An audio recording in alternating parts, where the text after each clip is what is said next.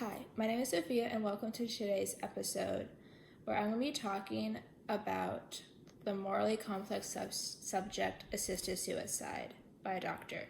For those who might know or be unfamiliar with this topic, let me provide you with some background information. Assisted suicide refers to a situation where a patient voluntarily seeks the help of a doctor to end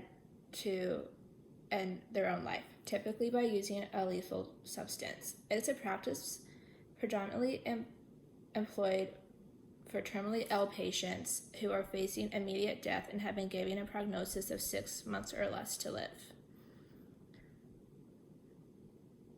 Many patients who choose this option do so to alleviate their suffering, especially those who are battling terminal cancer. To prevent misuse, states in the U.S. that permit assisted suicide have established specific rules and regulations. Only mentally competent adults who are people who are 18 and above and older, who have received a prognosis of 6 months or less to live are eligible. Additionally, the patient must be confirmed by 2 physicians. In the United States, the decision to allow assisted suicide is determined at a state level. Presently, 10 states have legalized it, including New Jersey, California, and Oregon. Furthermore, as of 2023, 9 countries such as Canada, Colombia, and the Netherlands have also legalized this practice. Now, let's dive into the moral considerations surrounding assisted suicide. My initial reaction to this issue is that it is morally acceptable when someone is terminally ill with a disease that will eventually lead to their death. They should be able to choose not to endure further suffering. Patients should have their autonomy respected in deciding how they want to die. However, I am well aware of the complexities involved in the legalized assisted suicide. I have also decided to read some stories to see why some people might go with this route of how to die. And one story stuck out to me the most. It's about a couple named Charlie and Frances Emmerich, and on April 20th, 2019, they both have decided to go with an assisted suicide. They have been married for 66 years, and both have been terminally ill. Frances, 88, had a weakened heart, and Charlie, 87, had been struggling with prostate cancer and Parkinson's disease and had been diagnosed back in 2012. According to their granddaughter, they had no regrets and felt like it was their time to go with no unfinished business. They wanted to have control over their own death following the law that requires a prognosis of 6 months or less to live in Oregon, and have received multiple confirmation of their desire to do so. After reading the story, I can understand why people would choose to die in this way. They have been married for over 6 decades and did not want to live without each other. Both were sick and had to live their lives to the fullest, and the doctors repeated and respected their wishes.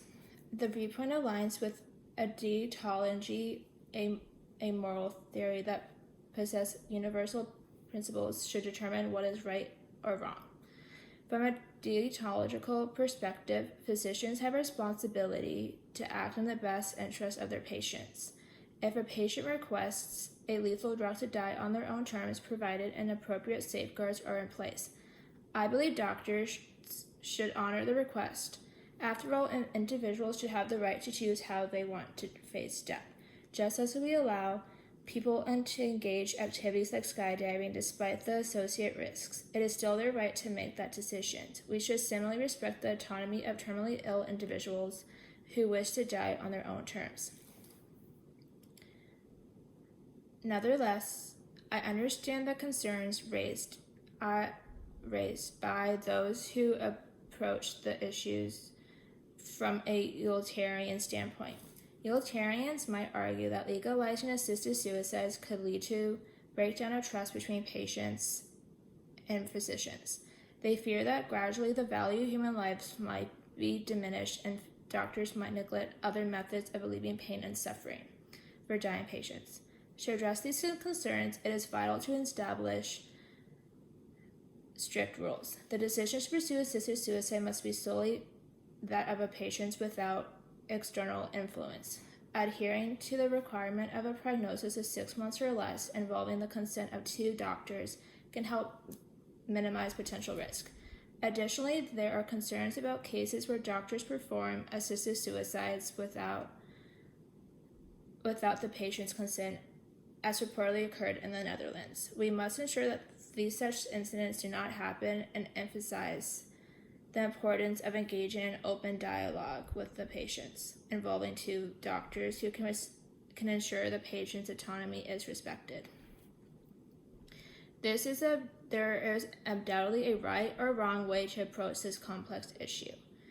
Doctors should never make decisions without the explicit consent of a patient, just as with other medical procedures. It is crucial to ensure certain that the patient's certainty regarding their decision and to avoid performing assisted suicide immediately after the patient's initial request. Listening to the patients, understanding their reasons, and providing the necessary support are prominent in these situations. And that is it. And thank you for coming to watch my vlog.